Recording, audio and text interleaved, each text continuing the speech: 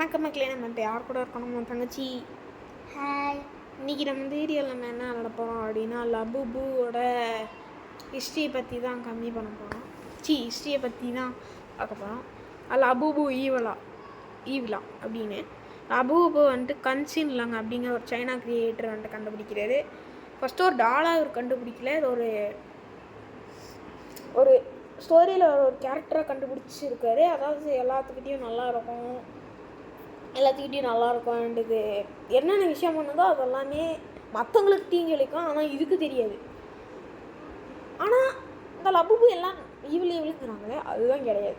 இந்த லபுபு எப்போ ஈவிலாச்சுன்னா, இது பார்த்திங்கன்னா இந்த இடத்துல பார்த்திங்கன்னா ஷார்ப்பாக 2-3-4 பல் இருக்கும். இப்போ அதுக்கப்புறம் பெரிய பெரிய கண் இருக்கும். அதெல்லாம் பார்த்துட்டு இவங்க ஏதோ மான்ஸ்டர் ஈவில் அப்படின்ட்டு சில பேரில் என்ன நினைப்பாங்க, இதை மெசோபொட்டேமியன் கிரீக் மெத்தாலஜியோட டீமன், அதாவது பசூசு, அது கூட கம்பேர் பண்ணியிருக்காங்க.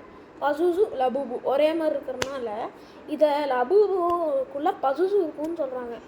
அதுதான் இல்லை. ஸோ இப்போது நீங்கள் லபுபு வாங்கினீங்கன்னா வாங்குங்க, அது ரொம்ப காஸ்ட்லி. ஆனால் நான் வாங்க மாட்டேன். ஆனால் ரொம்ப நல்லா இருந்தது. அது மட்டும் இல்லாமல் ஆக்ஷனில் வந்துட்டு ஒரு லபுபு 1.3 சென்டிமீட்டர், அதாவது 4.3 ஃபீட் டாலு, அது வந்துட்டு பார்த்திங்கன்னா $150,030 விற்கப்பட்டிருக்கு ஆக்ஷனில். ஆக்ஷன், அதாவது ஆக்ஷன்னா விற்றுருவாங்க. யார் அதிகமாக ரேட் இருக்கோ, இப்போது ஃபஸ்ட்டு $10 $20 ஆரம்பித்து யார்கிட்ட அதிகமான ரேட் இருக்கோ அவங்ககிட்ட விற்றுருவாங்க. அந்த மாதிரி இது ஆக்ஷனில் விற்று இதாகிடுச்சு.